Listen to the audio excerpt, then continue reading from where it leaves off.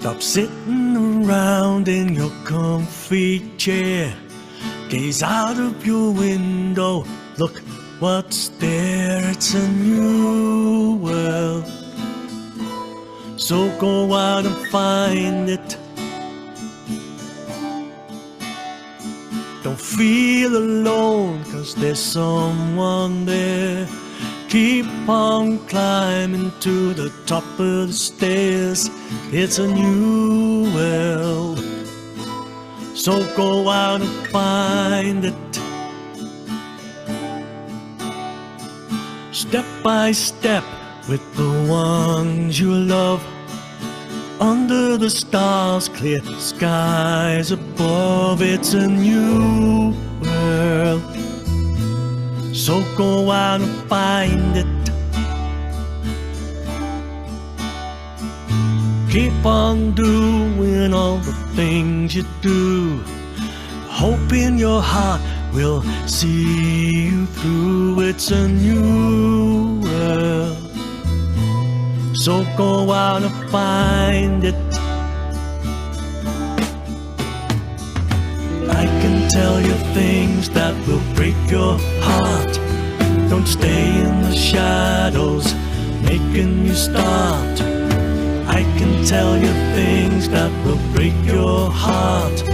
Don't stay in the shadows, making you start.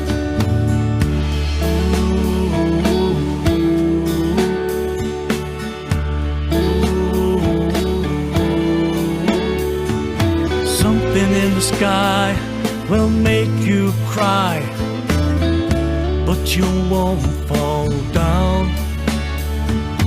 Take a little love from the clouds above, spread it all around.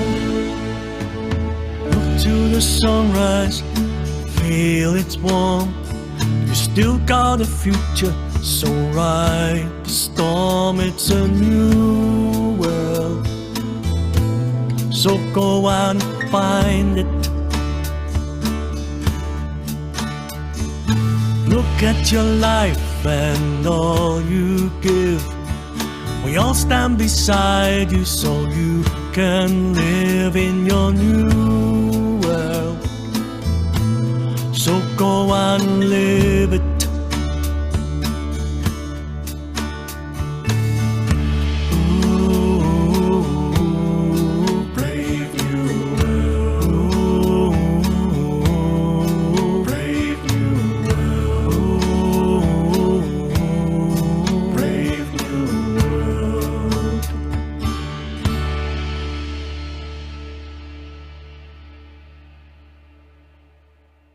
You are in the right place for Meet the Always group.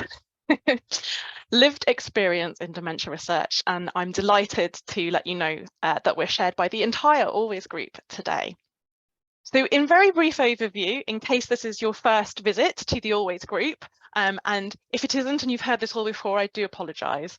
But so this series of webinars comes to you from the Ideal Research Programme, which is based primarily out of the University of Exeter, although we have researchers and partners all over the UK. And we've been looking at mild to moderate dementia within people who live in the community since 2014. So working both with people living with dementia themselves and also their carers, so usually unpaid family members or friends. And what Ideal is trying to do is to understand which things make a difference over time to feeling like you're living a good life with dementia, whatever that may mean to you.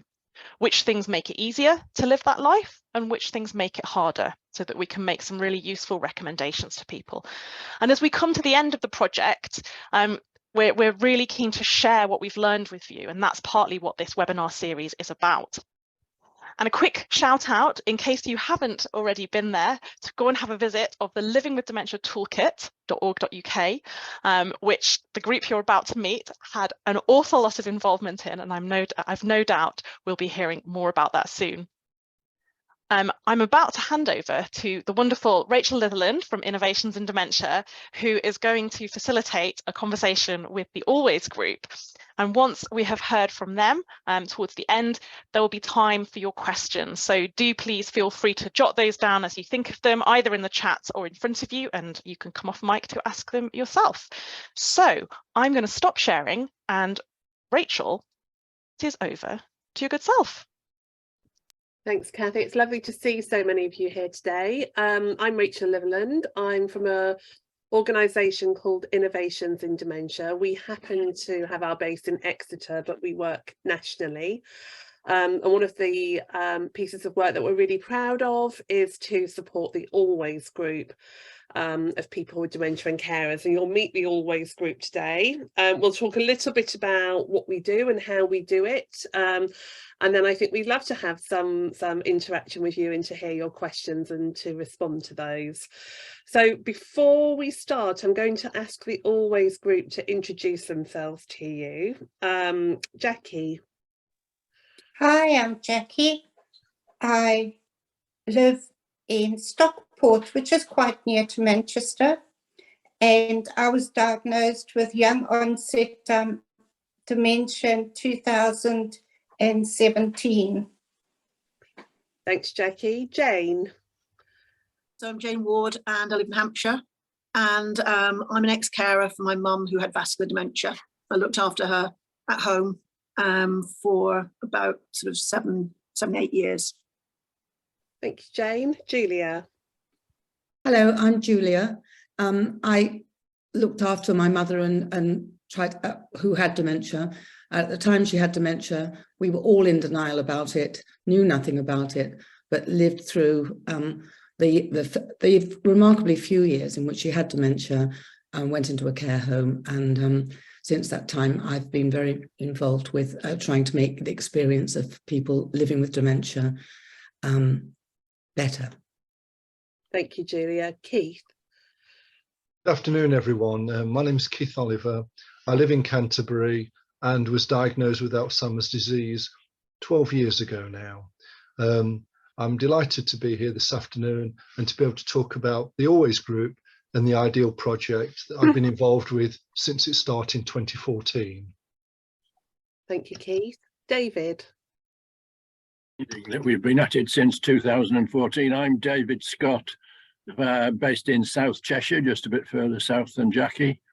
I've had experience of caring over about 20, perhaps 25 years with 3 different aspects, 3 different demonstrations of the way in which dementia affects people.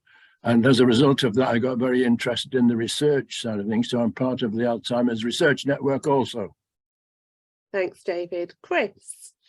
Yes, hello everybody, welcome on board. I'm Chris Norris. I live in Ashford in Kent, which is not far from where Keith lives in Canterbury.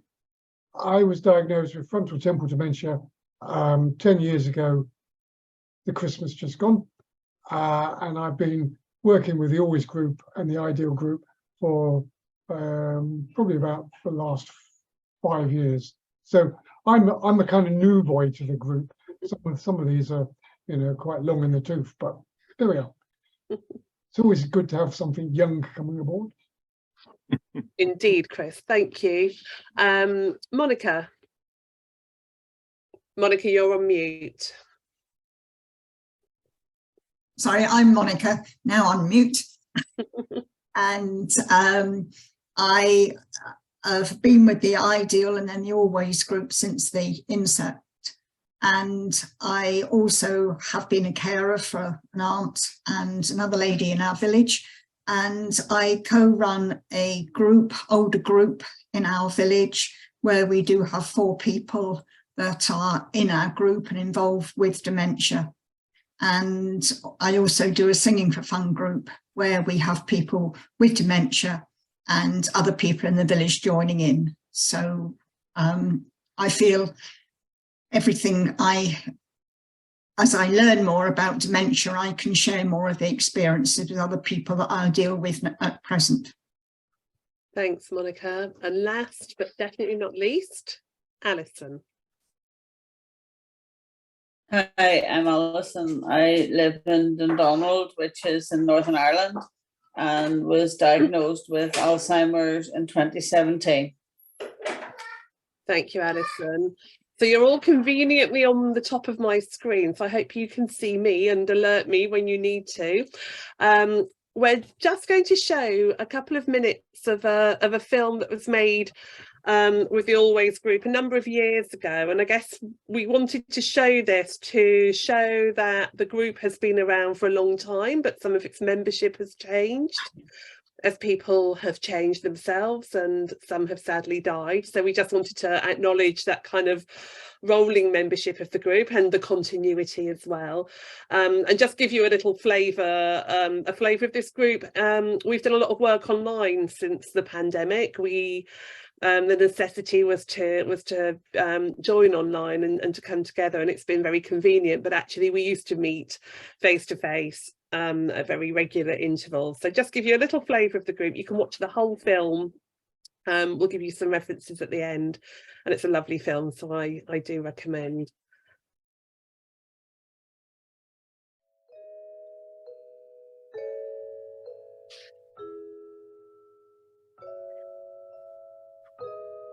The first thing we were involved with was looking at the questionnaires before they were used and giving some input into that.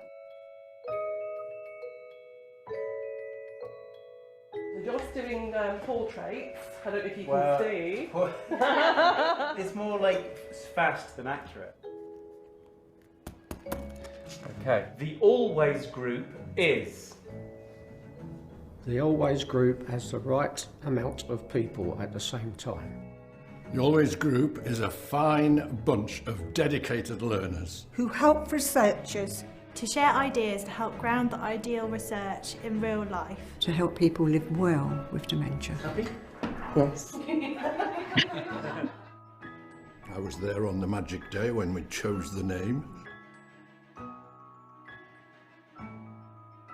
Who has not been drawn? Tom. Hello, young man. How are you doing? Yeah, fine, thanks. Excellent, man. Nice to see you. I'm going to try and draw a picture of you. How about that? Lovely. Name badge there. Tom. There you go, Tom. That's great. Thanks, man. God, it looks like I'm looking in the mirror. I don't always know if I'm doing right or wrong with Tommy. If I know it. I shadow him too much, I think, and He looks pretty good. people say that he does look pretty good, yeah. But it's definitely getting harder. Yeah. It's definitely getting a lot harder. And he's understands a lot less. He doesn't really. I don't think he really knows what I do for him. I don't think. What do you think, Tommy? I know what you do, don't worry about it. Looking forward to the end of the study, what would you hope the Always Group will have achieved? I hope the Always Group will have made a difference. Yeah, we hope the Always Group will have made a difference. We hope we can share some of that with you. There's a little prompt that some of you may have spotted, and hopefully most of you didn't, that just sets the scene for what this group is about. So I'm going to ask Julia if, as an early member of the group, if she might share with you what the Always Group stands for and how that story came about. Well, the Always Group, you've already seen it in the film if you spotted it well. We call the Always Group, and actually I was the person who thought of the name when we were, but I can never remember without looking it up exactly what it means. I'll say it again. It's Action on Living Well, Asking You, and that very much sums up what we were all about. Those of us who were at the early meeting in October 2014, we were all members of or we all still are, members of the Alzheimer's Society Research Network. And I suppose we were asked, I can't remember quite exactly how it happened, but we all turned up in London at the Alzheimer's Society headquarters. And it went from there. but the whole point of us is in the name. We wanted action, not just, well, not just research is brilliant, but we were very keen, as of course all researchers are, in a growing way, that research leads to something, it leads to action, and the action is the sort of action that we need. And I'm talking, when I'm saying we, I'm talking about people with experience of, with lived experience of dementia. And the name fitted very well to what the Ideal Project is all about, was all about, and started with, which was the longitudinal study of having interviews and asking questions and getting answers, and then all those wonderful research things afterwards to do with data and finding things that they can spread and that sort of thing. And it was the asking you that was terribly important. I mean, now it sounds a little bit, not old-fashioned exactly, but it was really a pioneer. The whole study was a real pioneer of involving, of finding out what lived experience was like, and not just what it was like after, you know, with having got a diagnosis of dementia, but on a continuing level. And that is the value of what it has been. And it has, there's been lots of action that we've been involved in as a very close group, and it's extended now, which I think is very helpful and very useful. And I think if I was going to give a sort of byline to our group, it would be enthusiastic and missionary. That's not a very good bite. It's not very alliterative, but I'm thinking of it as I go along. And that's what we are and what we've been all the way through. Thank you, Julia. And I think we can all bring our stories in as we go. But I wanted to ask all of you in the Always group, what does it mean to you? I think we touched on that just a little bit in the film, and I thought it might be nice to return to. What does this group mean to you and the work that you're doing with the Ideal Project? Any takers? David? I think it's been a wonderful experience of sharing and being able to share in some depth and completely openly. It has, in fact, been a blessing to learn from others, because my personal experience is my personal experience. And the whole point about understanding how to live with Alzheimer's and giving advice about help with that is to understand that every case is different. And so accepting that difference is a very important part of coping with the situation that you find yourself in. Thank you, David. I've got Keith and then Jane. Yeah, just to say that it's a really good experience of an example of co-production and co-creation as well. You know, that the group sitting alongside the professionals, the academics and the researchers who are involved in the project, it's been a very strong team, and the outcomes and the output from that has been very, very positive and productive because of the way it's been produced and created. Thank you, Keith. Jane, do you mind if I go to Allison first and then come to you? Allison.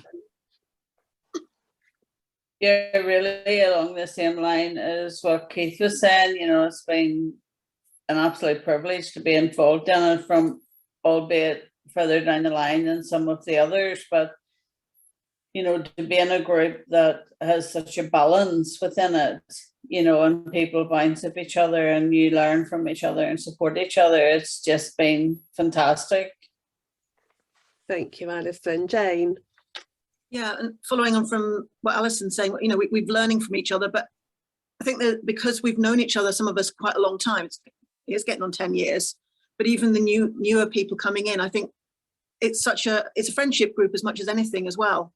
And there's a trust there between us, each other, yourself, Kathy, and the researchers. So I think we can all talk about some quite deep, quite difficult subjects, very honestly, very openly, really, really good discussions. So the researchers can learn a lot, but we're learning from each other. And then I think we're also learning little things like just then.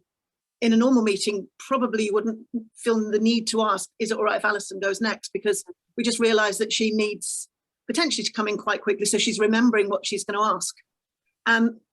there's never a problem about that. You know, we all understand what each other need to be able to be a good member of the group without, it's not difficult, it's just so easy. It's brilliant.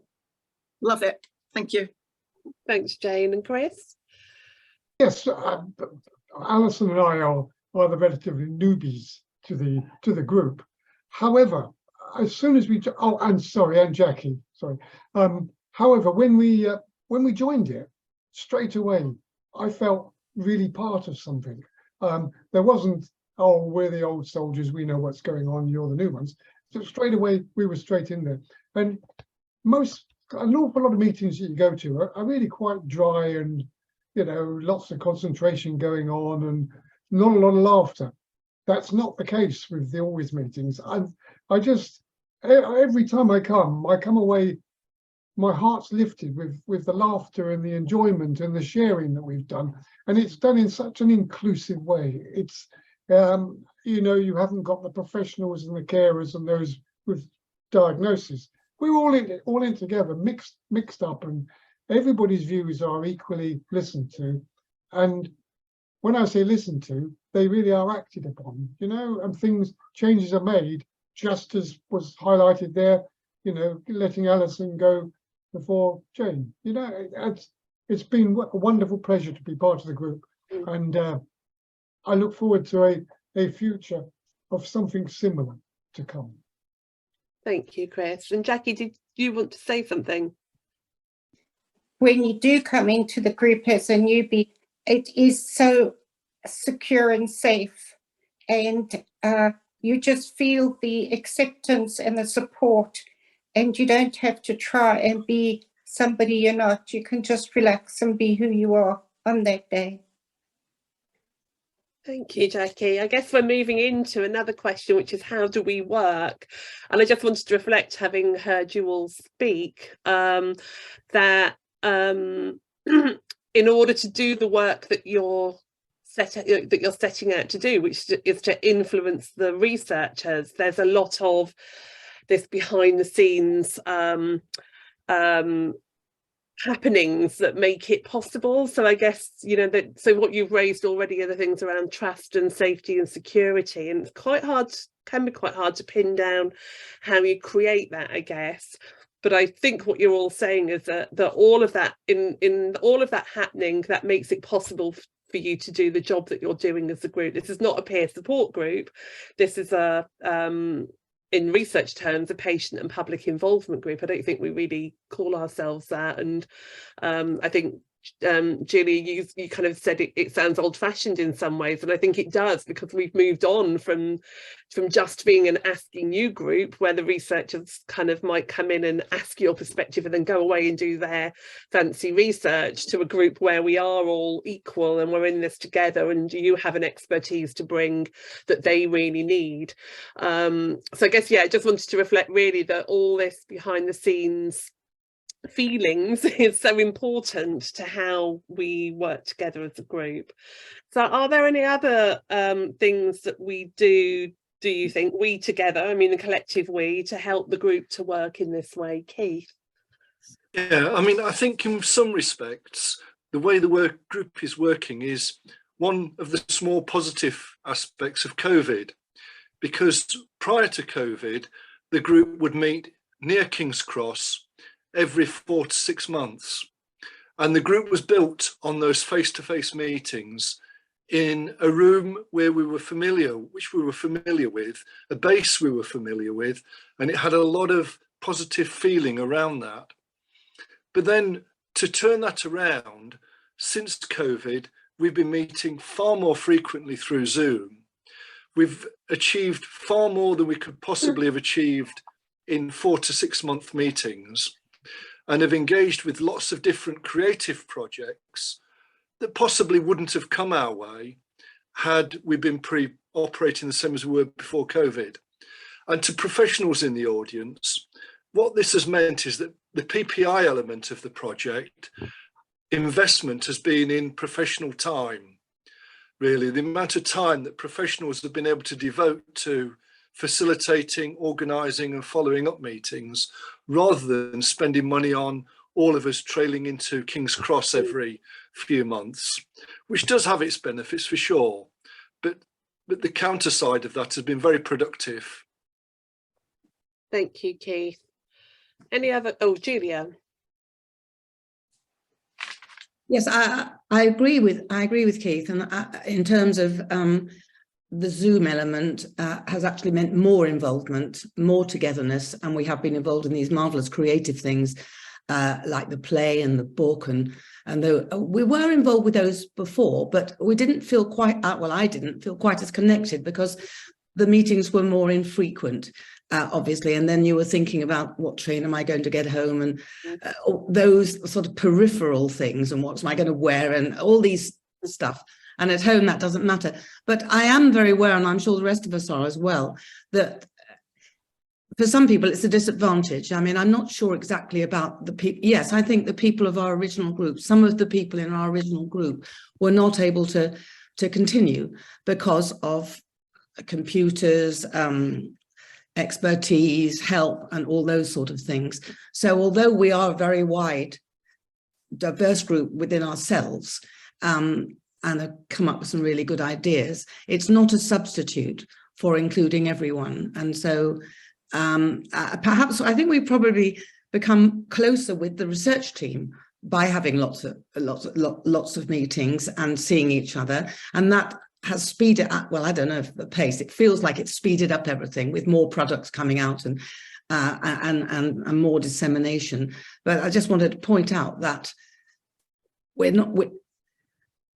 there has been a lack of inclusion, which is, I suppose it's just a technological thing, but it would be a pity to make everything always online. Yeah, and I think in other meetings, you have all commented on the kind of necessity of having regular meetings. So when we were meeting face to face, that can't be as regular.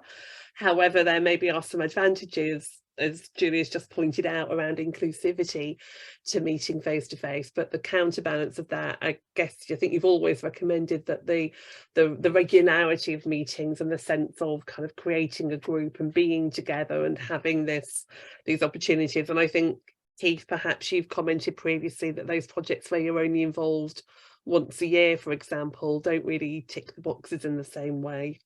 No. I think it was Monica. I was just going to say, it's having been there since the beginning of the project, that the interesting thing is that we listen to the people with dementia and what they have to say, but also the people with dementia listen to the people who have been carers as well. So it's probably very interesting from points of view to hear both sides of dementia journey, basically.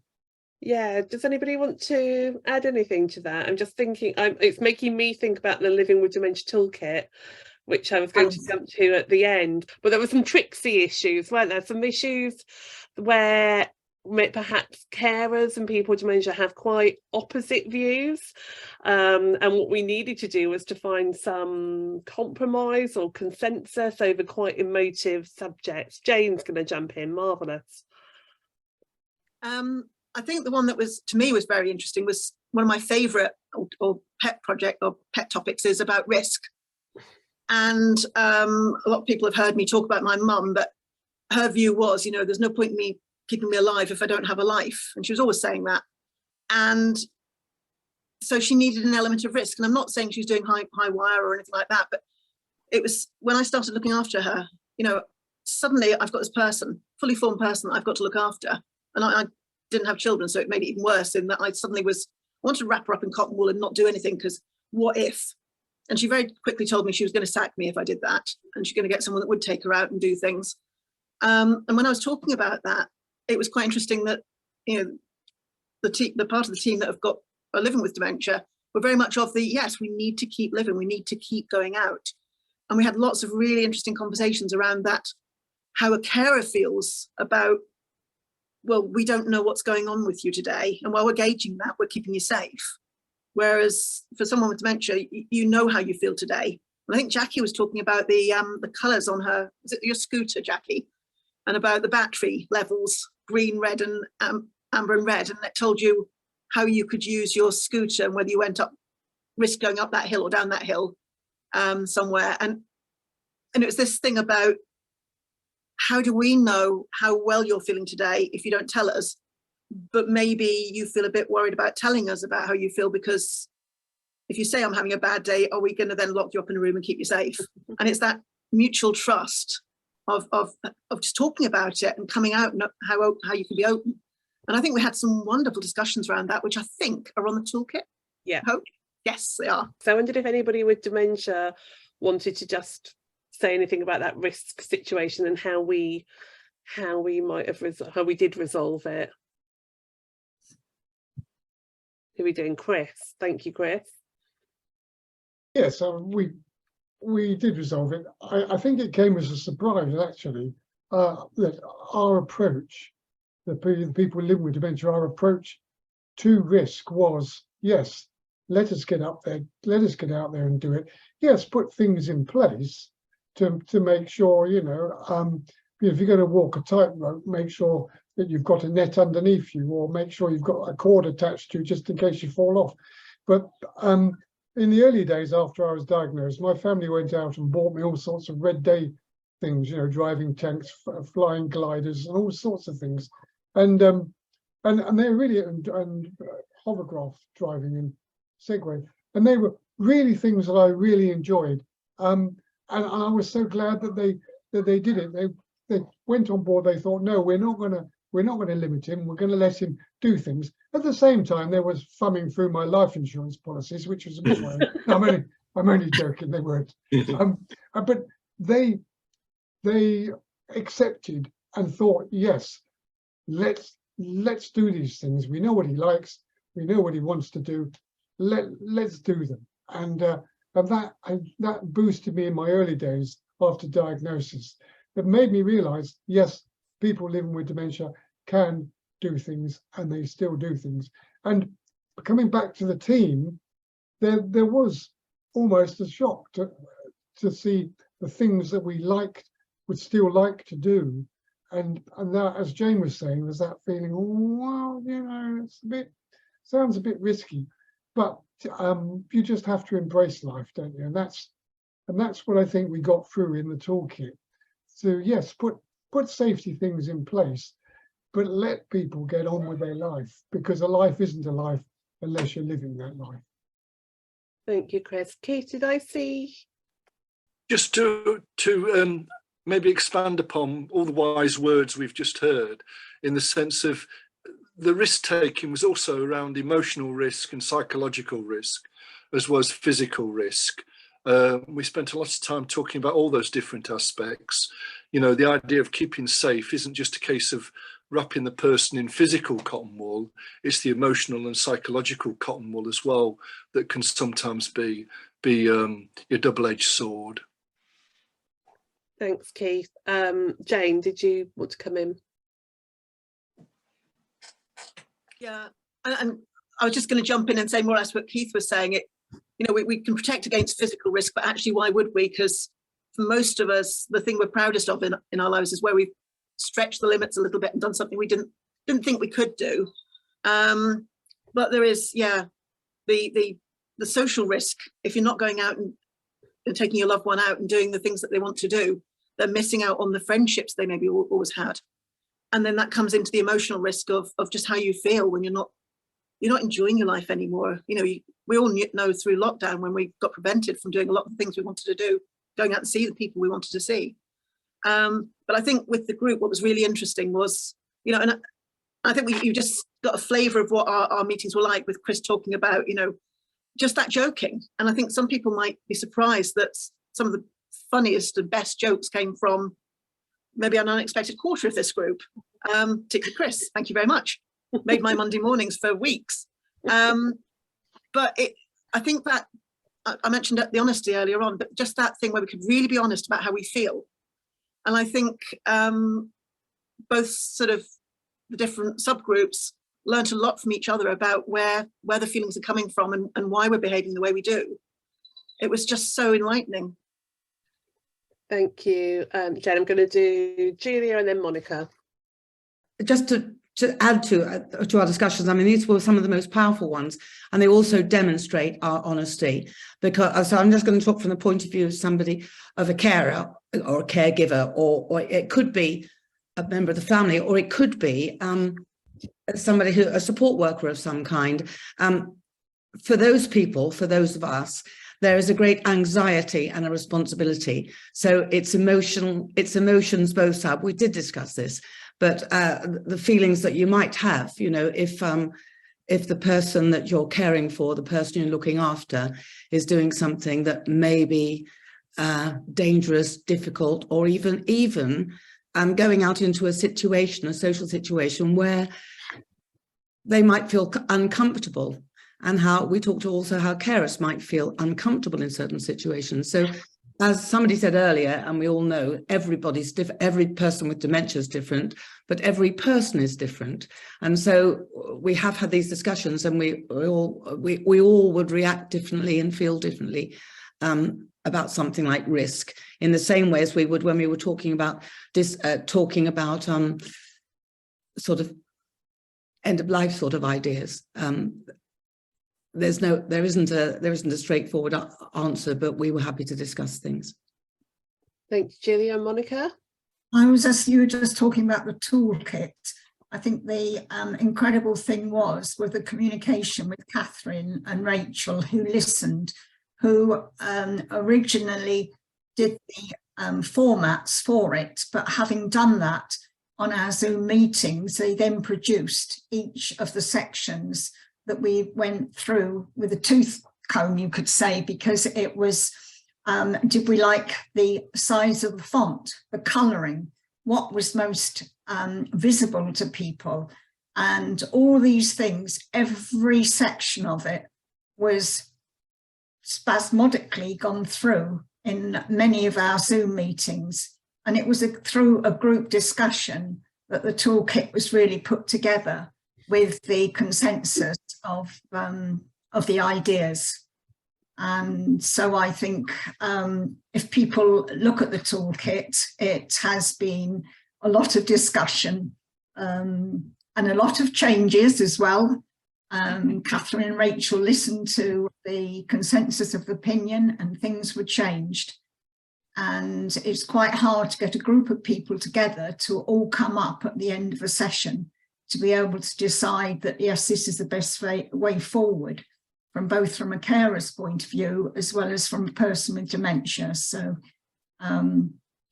yes, very exciting to be involved with it and to see the end result as well. So thanks, Monica. I think if you know, the group have been involved in such a range of work over the last 8 years or so, and if you visit the Ideal website, you'll see loads of examples on there of the work year by year.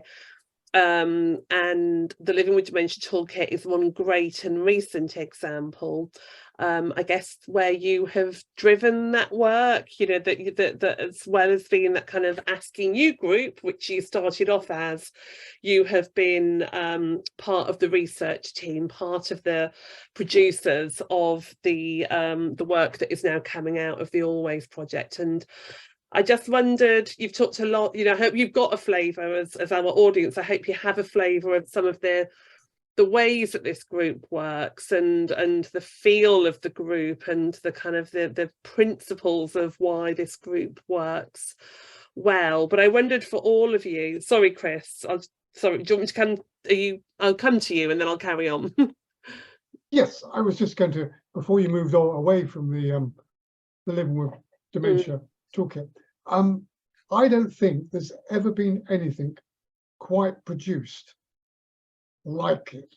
It's just such a wealth of knowledge, so much information, and it's so alive as well. It's not, you're not reading black and white off a paper and, you know, it's dry. It's alive. You click on there and the videos on there are real people talking about real things that people are experiencing in their lives, and not lecturing on, oh, this is how you cope with this and this is how you cope with that, but just giving suggestions and ideas, a bit like you get when you go to any knit and natter group, or you know, that you, not that I go to a knit and natter group, but that just where you, well, I need a bobble hat actually, but it's just where you, just through the course of talking, where you pick up so much information. And I don't think there's anything quite like that website.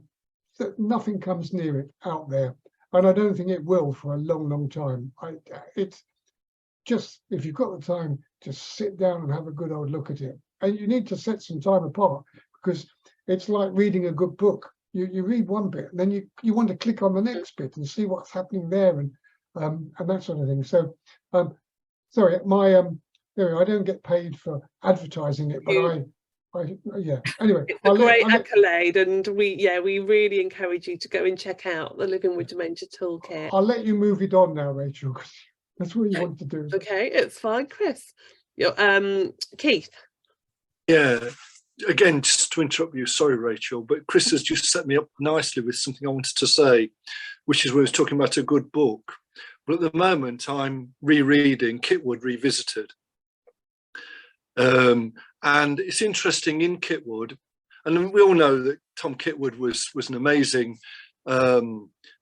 beacon of light shining through the darkness in the mid-late 1990s. And that light is still shining in 2022, 2023. But what I was reading yesterday, a section where he was talking about speak to the experts. And what Kitwood was doing was he was challenging what some people call the medical model. And he was saying people should talk to psychologists and therapists and people working in care homes, because they're the people who really know what people with dementia want and need. And I thought, well, maybe in 1997, that was the case with the people he was working with. But nowhere did Kitwood mention speak to people with dementia. They're the experts. Speak to family carers. They're the experts. Nowhere did Kitwood say that. So it's interesting when we look back at good books, such as Kitwood Reconsidered and the revisited version, which I was part of in 2019. I do commend that to everyone, but it's not perfect. And indeed, Ideal and Always is fabulous and it's got an enormous amount going for it, but we're not perfect. What we hope is that professionals will look at what we've done over the last 8 years, and more primarily, I guess, what we've done over the last 3 or 4 years, when it's accelerated through the way that we've worked more frequently, and take from what we've produced and what we've done, things which can help you in your work as well. Because then going back to that little film where I spoke in 2017, 2018, this has got to make a difference for it to be worthwhile. Well, that's a perfect segue, Keith. You've kind of taken the words better, that you've presented the words in a more improved way of what I was trying to say. And I guess what I hope you've captured from hearing the group is that this is one example, this is one life of one group, and we're a great group and we're fabulous and we're not ashamed to say that. But actually the work has been in the relationships and the building and the listening and the speaking and the action. And I would encourage anybody who's thinking of replicating a group like this, that actually that's the work that has to be done. And it comes from within the group. The energy comes from within the group and within those kind of principles of how we operate. Before we move on to questions, I just wondered if anybody from the Always group, everybody from the Always group has just got one thing that you'd like to say to our audience about why you should bother doing this. Don't feel you have to say anything if you don't want to, but if anybody does, why should our audience go away from this webinar and take some learning and maybe apply that in their own work? Oh, Julia. I actually think that this group, not just us group, but this group in this project, in this work, has actually proved that quality improves in terms of research, and understanding and knowledge improves for everybody. But let me think about research for researchers. And I haven't done a survey of it, but I think that researchers have actually enjoyed and had a good time and felt motivated and encouraged and the feeling that they're on the right path and they're actually doing something and with this group. And I think that's one of the reasons why it should be taken forward and seen as a success. Can I just put one proviso in? Well, it's not a proviso in. One thing about this group, because I'm involved in different PPIE groups in different, not such a long-term one as this one, but the way we have been supported, not just as, I mean, I haven't got a diagnosis of dementia, but I'm getting on in years. And I didn't have a life, most of my career, only towards the end of my working life, did we have computers and things like that. So this world that that anybody probably under 60, well, I'm over 60, but people under 60 have experienced in their working life and come pretty good at smartphones, computers, all those sort of things. Now, this particular group, and I would like to thank Rachel and Catherine and everybody else, actually, throughout everyone I've been involved in this group, have been more than supportive. They have anticipated what we need and sent emails or letters in the early days with good spacing, not simple language, but very clear language, bold type. We have had reminders we've been sent talking points so that we're prepared a little bit before we've had these meetings. We've been supplied with very straightforward and not necessarily over detailed, not minutes, what we talked about and these sort of things, which actually mean that every meeting we're prepared for it. We feel acknowledged. We're not going to worry that we haven't got the right paperwork or we can't remember what happened at the one before that. And so I do think that you have to, and it depends, you have to know, you have to be aware of what sort of people are in your group.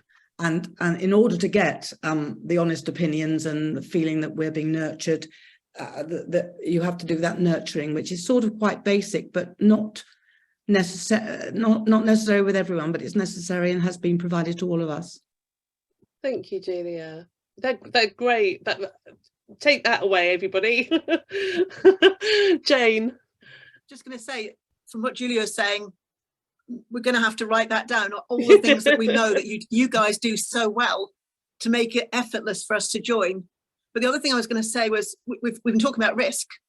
And I think when we started talking about the toolkit, risk wasn't a big thing, but it came up as a subject. And I think even Linda said, oh, right, yes, that's something we hadn't really thought about.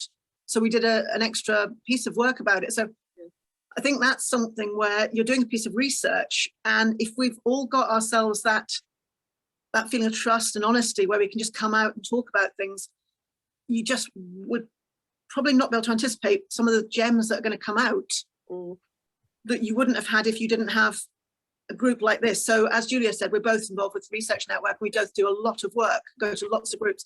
This is unique in that there is this, and it's like a friendship group. And when we get together, we always have a little bit of a, how are we? We kind of, know what's going on with each other. And it's not dry research. It's something extra for us. It's part of our lives. It's another social circle.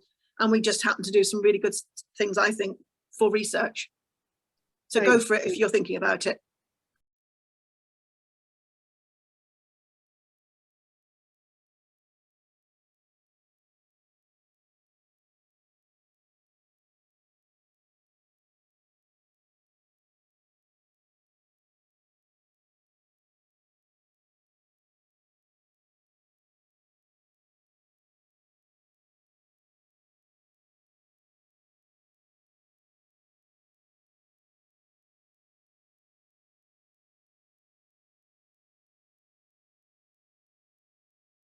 So often, we get emails or people contact us and say, that the toolkit's valuable, that this has helped them, etc., etc. But it's very difficult, of course, for us to convey that to the group. It's one email in an inbox. So I think it's just so lovely for the group to actually hear that. So thank you.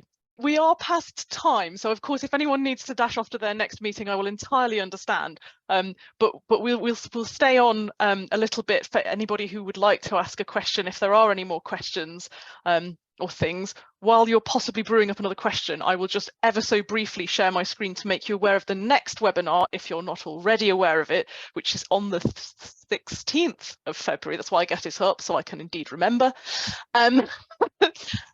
So yes, our next one is around research into dementia representations. So specifically how people with dementia actually think about the condition. What does that mean to them? And therefore, how might that affect the way they act or react to, say, medical information, for one example. I think the risk discussion resonated with a lot of people. I'm not sure if the members of the Always group can see what's happening in the chat box, but I think your discussion on risk really resonated, and it's always a really great process to hear about, I think, when we talk about it.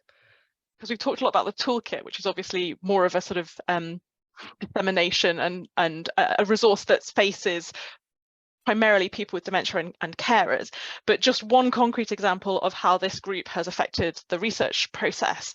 So when obviously COVID hit and suddenly Ideal moved to remote interviewing via telephone or video call rather than face-to-face, which had always been true, it was the Always group who both looked through the questions to check that they would actually work for people living with dementia and for carers, but also reviewed the sort of telephone protocol, or how are we going to do this and do it right and do it in a way that will actually, you know, have people respond. So yeah, I mean, they're just fantastic, but I thought I'd give you one example of of that.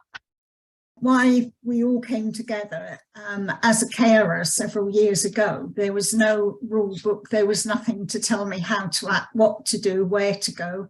It was even worse for me, my aunt was in Cyprus, but that was another matter. But you know, there was nothing available really in those days. And then I've dealt with several people with dementia, and they like to talk and say how they feel and what the situation is. And we have them in 4 people in our group of about 40 people. And I think that's what's empowered us to come forward to share the experiences, because we know that a lot of us, when people first got diagnosed with dementia, or we were a carer with a person with dementia, there was, what do we do next? Where do we go? What happens? And I just think it's great that there's been so many discussions and so much now brought forward that is there to help people. And hopefully it will continue to grow as time goes on as well. So I'll just take this opportunity to thank Rachel for being wonderful and facilitating so beautifully. But so as we come to a close, if we do, I don't know, the virtual hand clappy thing, or you can mime applause, or however you choose to express your appreciation. But thank you so much to our audience for joining us. And thank you so much to all of our wonderful presenters. And yes, have a lovely rest of Monday. And I'm sorry that it is indeed Monday.